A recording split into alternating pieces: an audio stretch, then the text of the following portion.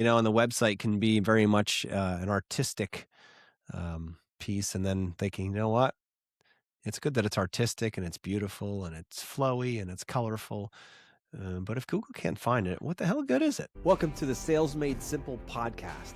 This podcast is dedicated to helping overwhelmed outdoor living professionals, landscapers, and hardscapers just like you increase your closing rate to over 75% without doubling your workload so you can build a seven-figure business that doesn't need you. I'm your host, Joshua Gillow. Let's dig in.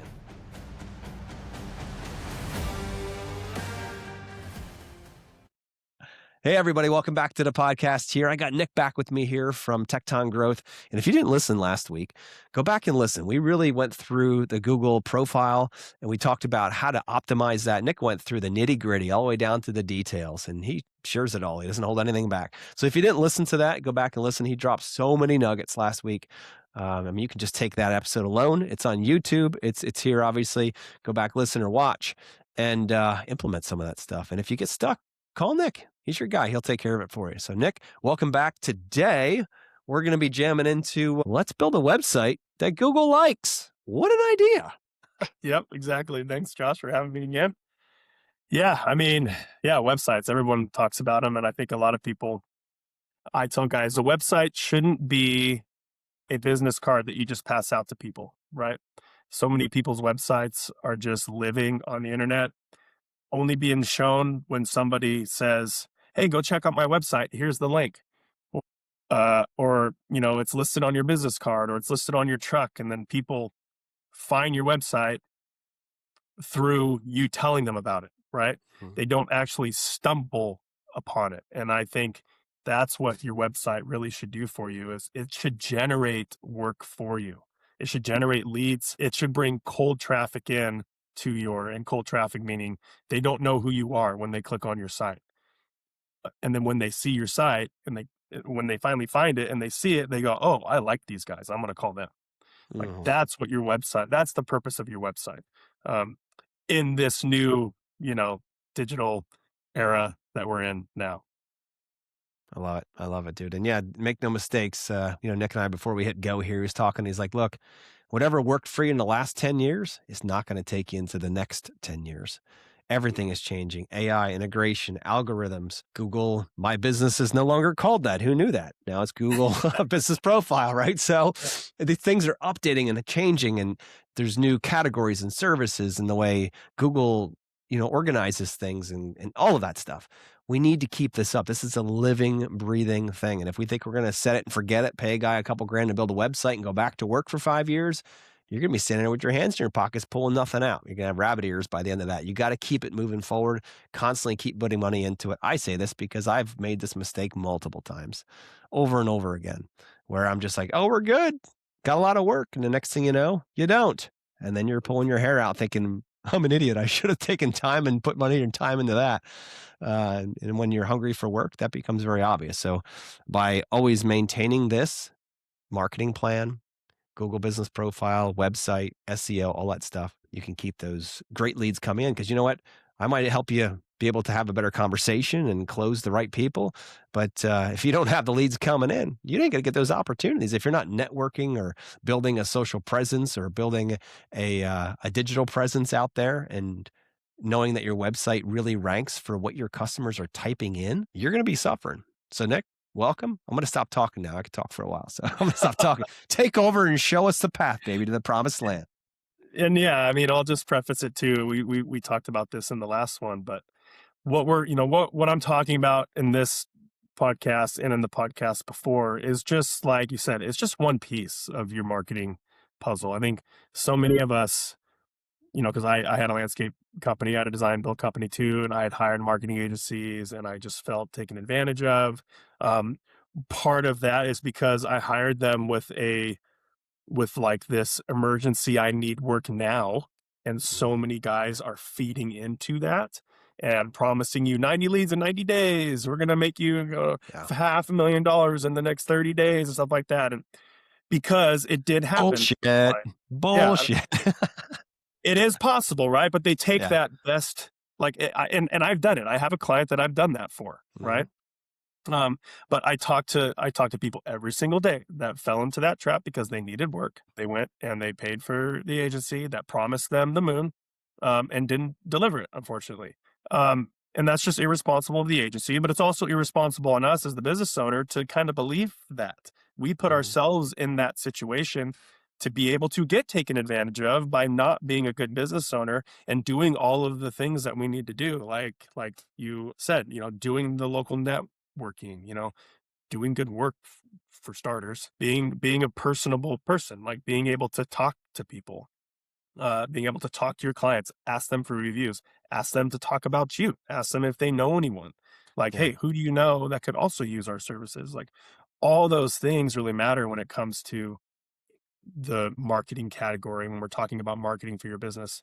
And so what we can do virtually for people is just a small piece. Like, what we do is not going to save a business or keep your business afloat. What we do, along with what you can do, we're going to partner with you and help you. That will help you then grow your business. But it takes a team. Um, and so just throwing that out there, keep that in mind when we're going over this stuff. And I like to tell a lot of people that because I had that mindset about Mhm. marketing, that I can just hire an agency and they should they should keep my business fed, you know? Mhm. And I don't think that's true.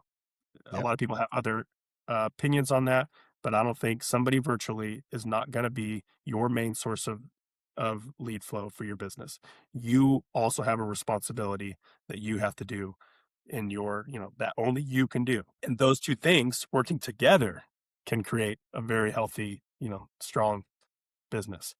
It's just like I talked in the last one, it's very much like investing money, like, you don't wait and say, "I'm gonna be living this wild lifestyle," and then all of a sudden you're just like, "Oh, crap, I need money. Let me call a bank." You know what I mean? It's like, "Let's see if they'll give me money." Well, you don't have any money, they're not gonna give you any money. It's not the same, of course, but the point is, if you're investing as you go along into, your marketing and or into your future, then, Yeah.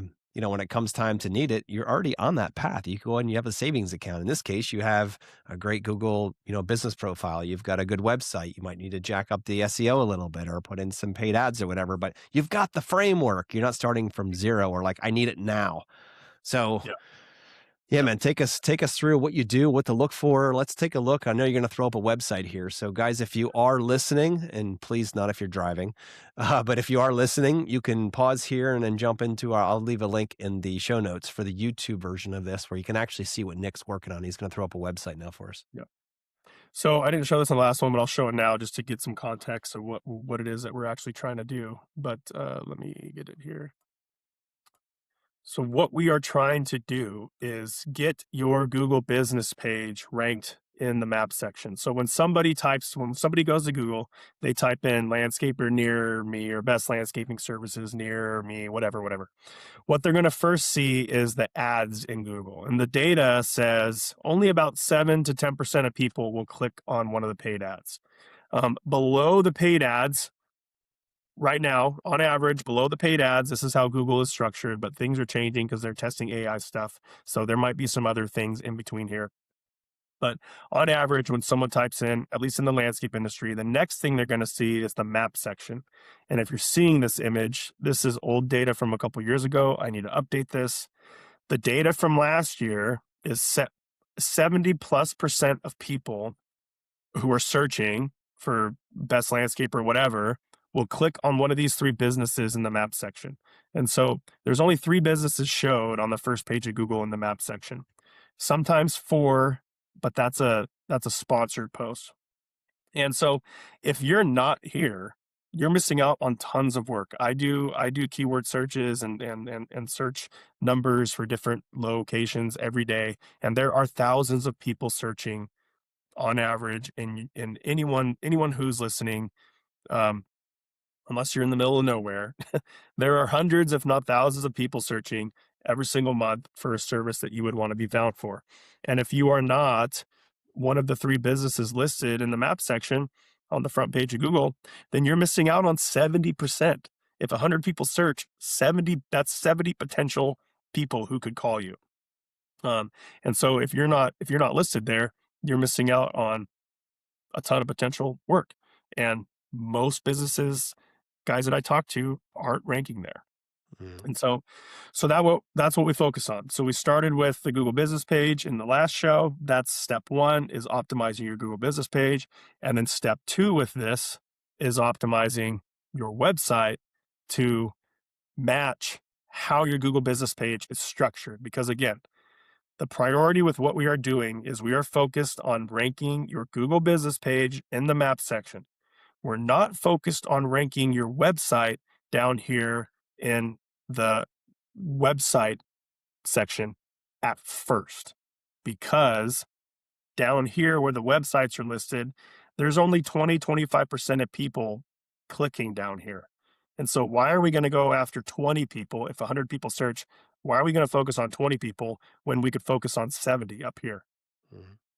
And not only that, where these website listings are down below the map section, you have now entered a nationwide competition, because if you live in a really high populous area like Chicago or Denver or whatever, any other big city, Dallas, and you scroll down below the map section and look at the websites, the businesses that are listed down here, you're going to see nationwide companies like Yelp, Angie's List, Mhm. all of our favorite lead generation companies that we all love, right? Mm. All of those types of businesses are also trying to rank in that market. And the only way they can do that is through their website down here below the map section. So you can beat them because you're local. So that's why we focus on your Google Business page. And how we format your website is a little bit different with that focus, as opposed to focusing on ranking your website as opposed to your Google Business page. That's a beautiful spot. It's a beautiful picture. Yeah, so this is a client of mine. They do beautiful work. Um, and this is a service, this is a website that we built for them. Essentially, the structure of the site, you want it to mimic your Google Business page. And so when we talked last time, I talked about the Google Business page having categories that Google predetermines, that you have to select a category. And then each category has a list of services that Google predetermines some, but then you can also add your custom ones. And so on Mhm. your website, you want to have a category page with then service pages connected to that category page. And that's it. And then you have another category page with that category. So like let's say landscaper, landscape designer, with then so for this client, um, he's very particular. So we didn't go super deep on this with him, but I'll show you what his maps look like, and you can see the alignment Google likes. So for him, we chose landscape service, a hardscape service, and a custom stonework service. His landscape service covers his like landscaper category. Mhm. So we have that page. I'm going to click to it. So we have that page. It's a landscaper category. We used landscape design here because that's what he wanted to focus on. Um, and then within that page, we're talking about that category's services and where where he does it. So for this particular client, the town that he lives in isn't a very big town, but we used that town as his home base because in my mind, that's where he lives. And so if I'm not going to talk about the town he lives in, then Google's going to be like, "Oh, what's going on here? You live in this town. Like, why aren't you talking about this town?" Like, we're going to talk about the town he lives in, plus then his other areas. And we've gone a little bit broad with him just because he was a little more picky in regards to how he wanted things to say and look. And so luckily for us, going broad worked for us. Um, but in your market, it might not going broad might not help because maybe you're in a more densely populated market, and you need to be a little more honed in. And that's where everyone's markets are different. What works for one guy's market might not work for another guy's market. And that's where, partnering with somebody like us, where we need you to help us with our strategy because we don't have a cookie cutter. We have a basic structure that we do for all of our clients, but how it's implemented is different for every single client because every market's different, right? Yeah. Yep. Um, and so So we have his landscape page, and then in that landscape page, we have links to the two landscape services that he provides. And there's only two. But both of these services, then we want to link to their own page. And we do the same thing with every category. So now he's got a hardscape service. There is no hardscaper category, unfortunately, but hardscaper is a service within the landscaper category in Google. And I might be able to show that for the people here on YouTube. If you go to your Google business profile and you hit edit profile here, and you go down to your categories. This is my brother-in-law's old business, so this isn't a client, it's just an old business. Um, we have the landscaper category here, so I'm gonna go out of this and then go into services, and you'll see there's the landscaper category. And then within that, you can see the list of services, and then I can add more services. When I add more services, we should see hardscaping in here. There it is. There you go. Yep. You can see hardscaping is a service that Google gives you. Google knows that hardscaping is an actual service, but unfortunately, it's categorized under the landscaper category. So what we did was we just separated it on this website. We just separated it so that clients could see it. And then we go to his hardscape page. He's got his hardscape page. And then in that page, we talk about the different kinds of hardscape services. So we have patios, walkways, retaining walls, and outdoor kitchens. This one still needs to get made. But each of these now are their own page that aren't linked from any other page. So because in Google, it's only in this category. So we wouldn't want to link any of these other services to a different category because that would, essentially could potentially confuse Google. We want to stay in the lane, right? So if landscaper is a category, you want a landscaper page, and then you're going to have a page for all of your, you can get crazy with services here. We usually pick 5 or 10 of the most important ones and build website pages for that. Hmm. And then in each of those pages, we might talk about some other services. So right there, Google gives you the structure of your website right there. You have your homepage, you have your landscaper category page, and then linked from that category page, you want to have your different services pages. And we can see that here, kind of like what we did with this client. He's got a category page, and then he's got his different service pages within that category.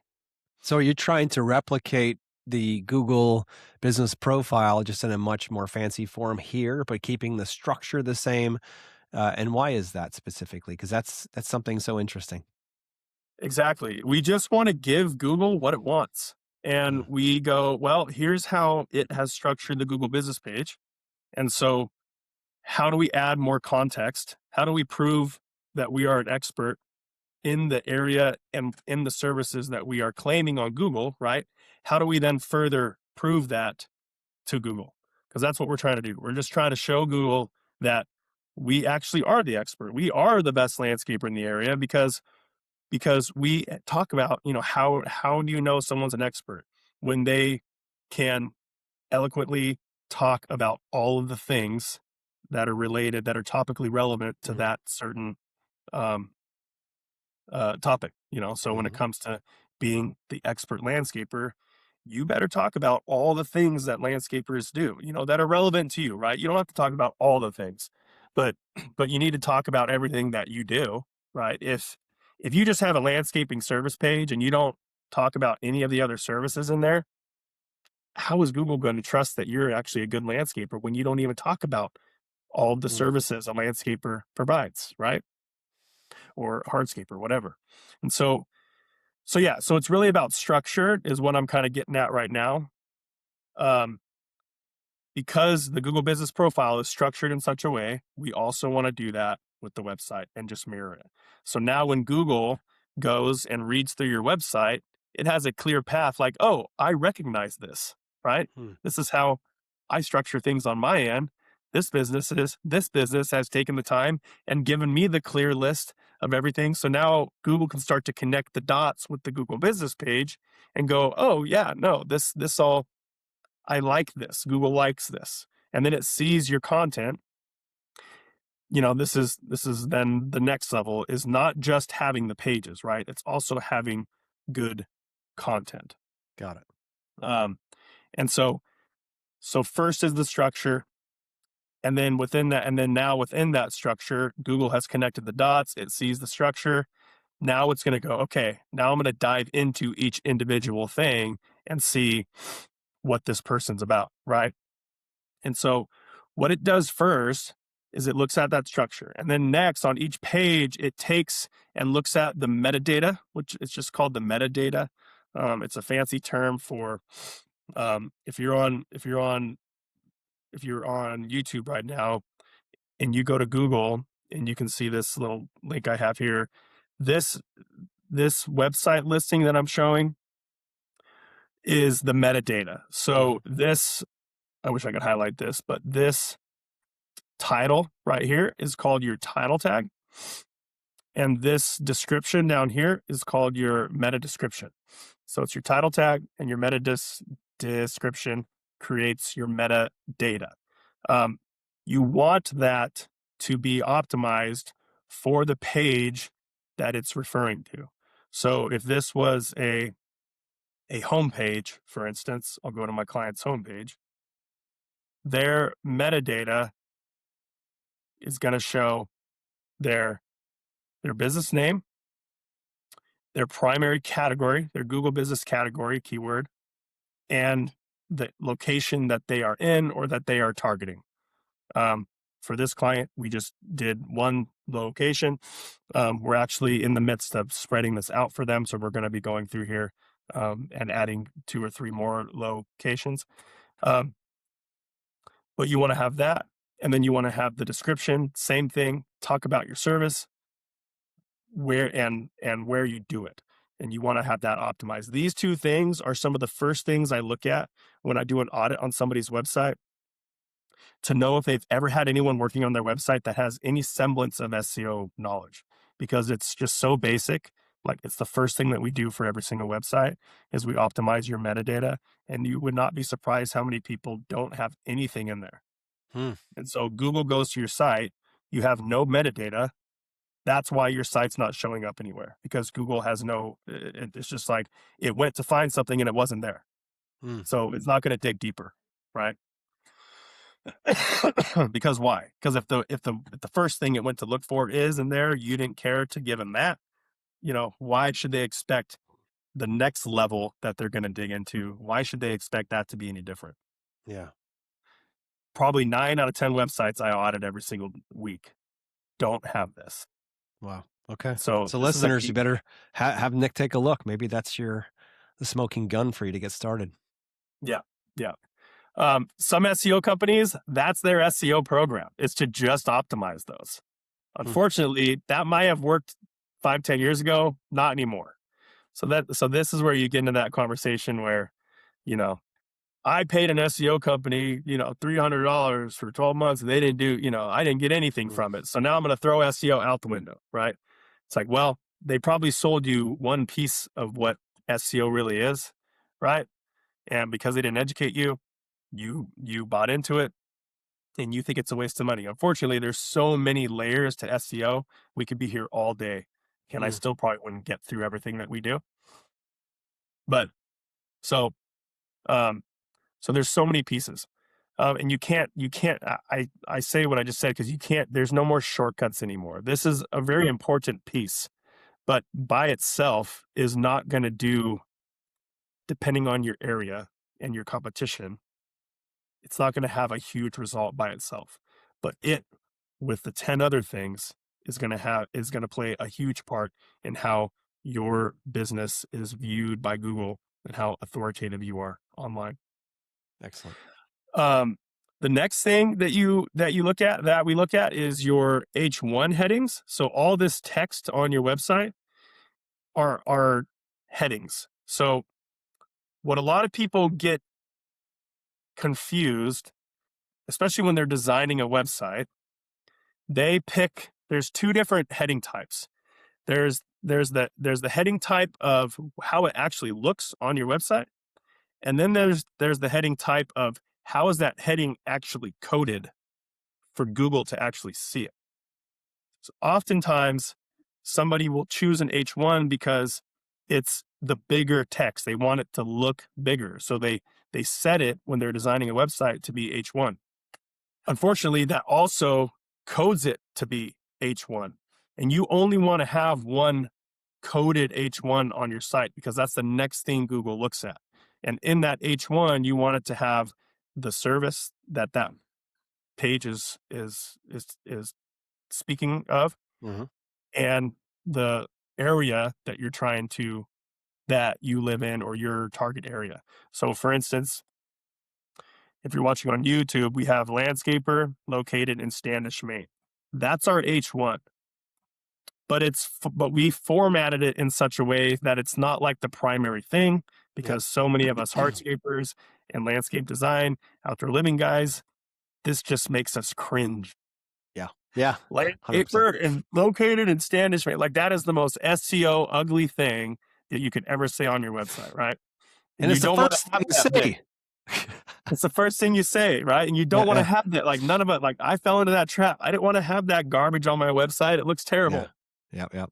Unfortunately, you just have to, Yeah. because if you don't, Google will never show your website to anyone who's not searching directly for it.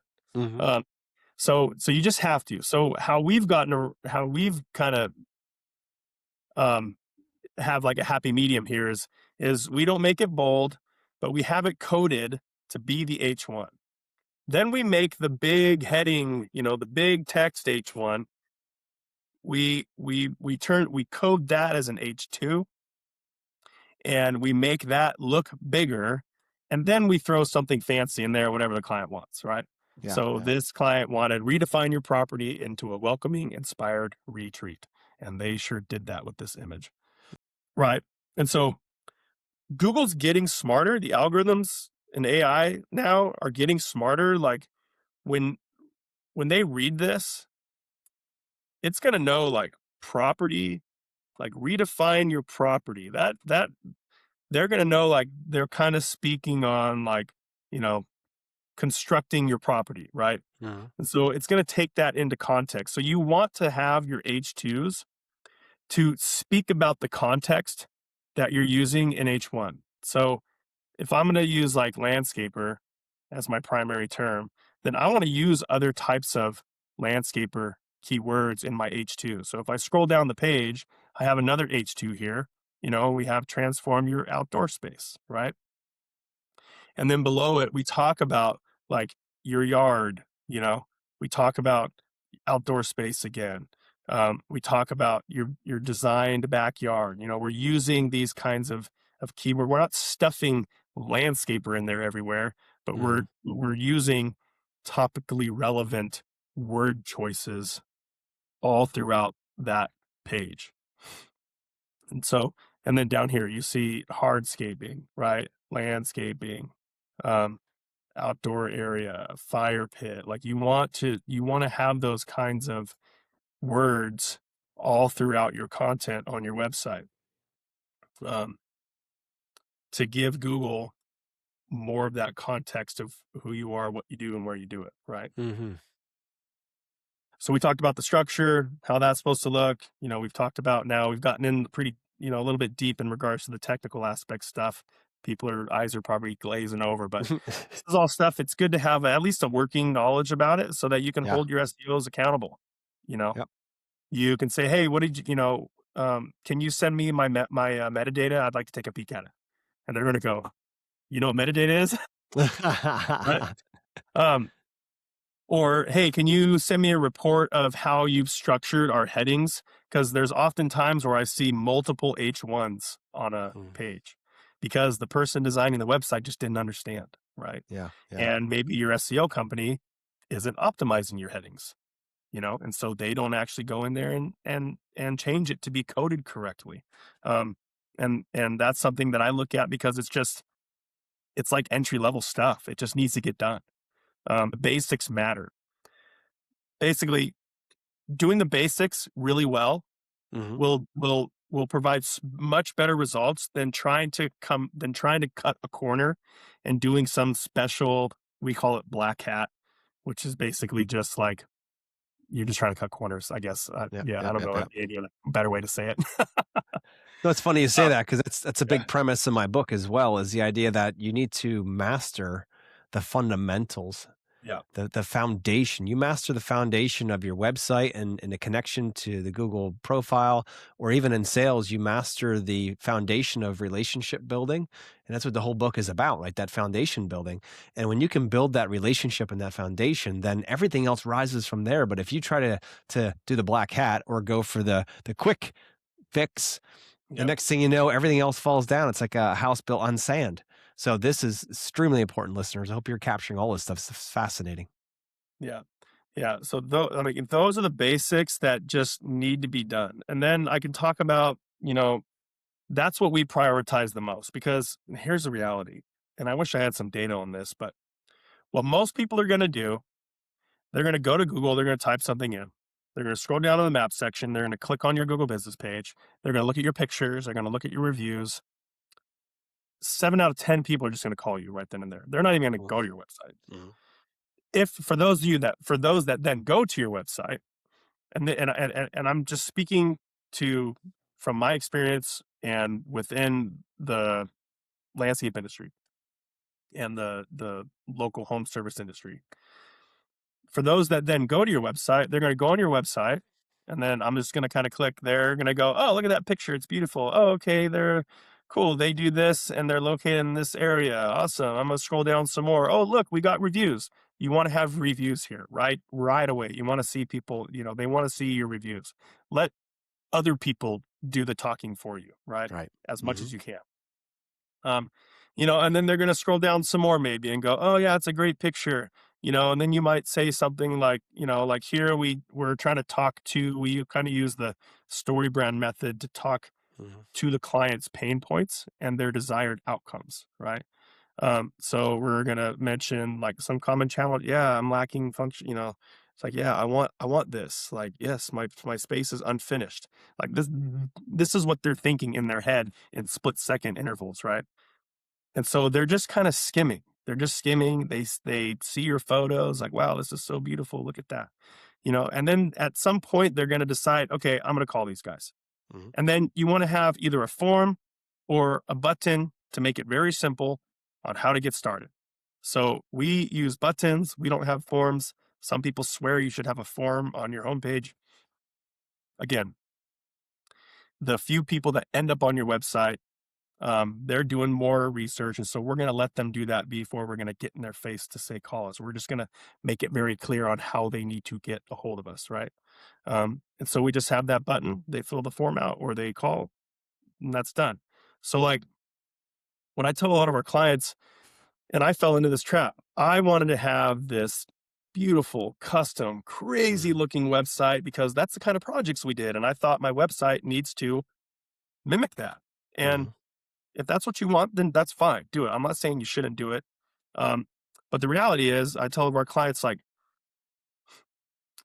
and by doing that, you risk if your website's too fancy and it's hard to maneuver, you risk people bouncing off of it and not like I've looked at a few websites where I'm just like, wow, yeah, this is cool, but like where how do I like I don't know what to look at right now because there's mhm, just so much stuff flying everywhere.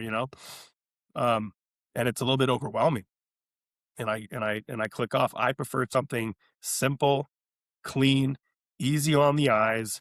It looks professional. And what the real thing with the website, what makes it really stand out is your photos. If you can, I can't, I emphasize to all of our clients, get professional photos taken for your website. The photos make the biggest difference when it comes to the look and feel of your website in regards to like how someone who lands on your website and is looking at it, your photos make all the difference.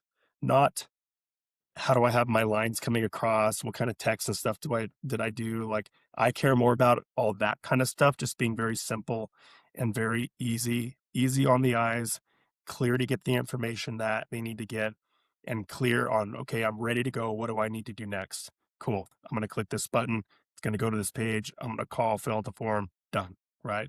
Just super simple. And then let your photos do all the talking. That's I told you this too, when it comes to the types of words that you use on your mm, site, you know?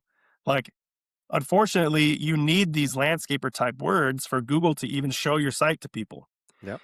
And yes, we, as hardscaper, outdoor living guys doing, these beautiful custom projects, we hate to be labeled as a landscaper, I know it makes my skin crawl, but I right? understand it. And so I just say, well, let your photos do the talking, right? Yeah, yeah, yeah. Like, the words really need to be geared more towards Google, the best you can, and then let the photos do the rest when it comes to speaking about who you are and what you do to the actual person looking at your website. No, it's good stuff, Nick. I love how you laid this out. And yeah, you see the H1s are big and bold. And then if Google needs to see, an H1 that says this, what you do and where you do it, and then you're kind of like, but I don't want that to be the fancy thing. I want to say something smart, and the website can be very much an artistic piece. And then thinking, you know what? It's good that it's artistic and it's beautiful and it's flowy and it's colorful. But if Google can't find it, what the hell good is it? Yeah, exactly. Yeah. Exactly. The point of your site is to generate work and not Yeah. be, I mean, if you want your website to be an art piece, I won't hold you back. Yeah. But by doing so, there's pros and cons to both, right? Mhm, mhm. And for us, and my mindset now with business is like, this should be a lead generation asset. That's what I'm going to optimize it to do, Yep. not to be this piece of art that, you know, is that I'm going to showcase to everyone and everyone to be so proud of this piece of art. If that's what you want it to Yep. be, then I'm not saying you shouldn't do that. But if it's too artsy and it's hard for people to use, then it's not going to do what it's really should be doing in Yeah. generating work. Yep. I get it, man. I've been there. Um, so yeah, so we just take a very simple, clean approach, and it works for our clients. And so, um, again, this is we scratched the surface. Those were like what I talked about: the structure, um, your metadata, your headings, images, and just how we kind of laid out the Mhm. page with all the words. You want to have 15 to 2,000 words on every page of your site. Just that's just a good mix, and try to speak to the client's problems and how you solve them. You said 15 to 2,000. Do you mean 1,500 to 2,000? Sorry, 1,500 to I 2,000. was thinking that's a big gap, dude. 15 to 20,000. No. No, wow, that's a lot. Yeah. Yep. Yep. 1,500 to 2,000 words. Okay. That's pretty good for what we do. Got it. Um, And how do you find then the right keywords to sprinkle? We don't want to stuff. What if we sprinkle them? Like, how do we know what people are searching so we know what to put on the site? Because we got to speak in their So words, not in nowadays, ours. yep. So now in the past, you used to have to be very specific with the keywords. Nowadays, in regards to local SEO and the context that we're talking about, I'm not talking nationwide stuff. We're talking about ranking your Google business page. Mm. Um, Google, all the algorithms, the AIs, they're smart enough to know that if I'm a landscaper and my category is landscaping, and I say I'm a landscaper located in Standish, Maine, and somebody was to search,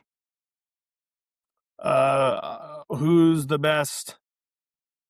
Maybe they don't type in landscaper. Maybe they type in, who's a good paper patio builder, or who's a good this, or who's a good that, right? Google's gonna take that, and they're gonna know that if you've done your job right, you structured your Google business page correctly, right? Mm. You have all of the content that you need to have on your website. Google's going to know that that person is searching for the best landscaper, even though they didn't say landscaper. They may have used another term. Um, if it's contextually within the context of what you do and you provide, if you have that contextual relevance in your Google business page and on your website, you're more than likely going to rank for that keyword. So it's less about individual optimizing for an individual search term, and it's more about optimizing for the context of those terms. Does that make sense? It does, yeah. I mean, I'm glad that it's smart enough that you don't have to like nail the exact word. Like if someone puts in Yeah. landscaper, it'll know landscaper equals these other options too, and it can be familiar with them. It's good that it knows that. And so, is there any way that Google gives you a sheet and says, you know, we think landscaper equals these 12 different things, and so you know that's covered, or you just have to know that? The Google business page, the categories and the services. Okay. Wow. So And you're all of you teaching in your Google My Business page, you're teaching Google how to think about you, and then you're pointing them to a website that takes them deeper in the same framework, basically saying, "Here's more of that." and the reverse is Google is showing you what it wants to know Mm. from you, right? So So it it's gave you the yeah, categories, it gave you the services to select, double that up on your website, and you've got your bases covered. very interesting. I never thought of a correlation between the 2. I've always thought them as Mhm. being 2 separate entities, one pointed to the other, but I didn't know that they were brothers and sisters, I thought they were more distant friends. Yeah, a lot of people, I had an SEO company that said your website makes no difference on your Google business page, and I fired them. Mm, Because it's just absolutely not true. yeah. It makes a huge difference. Your website makes a huge difference for how your Google business page ranks. Now, are there people out there that don't have a website that have a well ranking Google business page? Yeah, of course. And they're Mm, probably in the middle of nowhere and have no competition, right? mm, But if you're in the middle of Dallas or Los Angeles, your website is that next layer level that Google's going to go mhm. to determine who's the best person to refer to my clients, Yeah. right? So there's just how deep Google is going to go into who you are as a business is solely determined on how many options it has to choose. And the more options it has, the deeper it has to go. And that's why we don't try to do shortcuts anymore. We try to cover all the bases Mm. for every single one of our clients. Do we do too much work for some of our clients? Yeah, we do. But I'm okay with that, Yeah, yeah. because because I can feel confident that we're doing everything that we can to ensure that we get these rankings for our clients so that they're the ones shown when those 70+% of people who are searching for a service that they provide search. We want them to find them. Boy, Um, I love it. I love it. and doing this, and I'll just say this other caveat: doing this, like I can't guarantee phone calls. We really can't, because what if something happens in your city? I mean, I'm not going to get political here, but Minneapolis right now is kind of falling apart. If you Mhm. live in Minneapolis right now and you have a business down there, you know, you're not getting any work. It's not because of your marketing, Yeah. right? It's because of some other circumstances that are going on Mhm. that you or I have zero control over. And Yeah, so yeah. you could be doing the best marketing in the world. You could be running all the ads in the world, but if there's a riot outside your door, no one's Yeah. going to visit you, right? Well, I'm sure it's even with storms, and we just had a massive Yeah. snowstorm come from Texas all the way through New England, and, there's just hundreds and hundreds of thousands of people without power. We've got, what, 18 inches sitting on the ground here. Cold, it's almost 0 outside at night. It's like, there's other priorities in life at that point, Yeah. so that might not be a marketing thing, it might just be a timing thing, an environmental Exactly. thing. So, and I totally understand, yeah. But you wanna set yourself up with the best possible opportunity when people are actually searching, right? So you never know when they're going to search, but you do know you want to be the one they can find. You And want to that's be there. really at the end of the day that when they're ready to search, they can find you. Yeah. And Yeah. so, we talked about, I think earlier you asked me about like, how do we know, right? So now we've done the Google business page stuff. We talk about the website. How do we know that you're being found, right? Mhm. Um, and so this is more for the YouTuber guys, but we have a tool that we use. I just call them a heat map, and it essentially tells you um, geographically how you're ranking in the Google Map section, how your Google business page is ranking in the Mhm. Google Maps section for different keywords. And so for this client, we literally just expanded his map. So the averages look terrible, right? The averages are red. But before we expanded it, this inner circle here was his target location. Mm. And his average was like 3. He has dominated this area for the term landscape designer. So Mm. if somebody types in something landscape design related, and let's say they live right here. They live right here. Our client right outside of Limerick, our client's going to show up number 2 in the map Mm. section. Mhm. If they're living over here, they're going to show up number 3. Then if they're in a state, they cross a state line and they're over here, they're number 18. Mm. Because it's a whole new state, this is probably going to be really hard to rank for.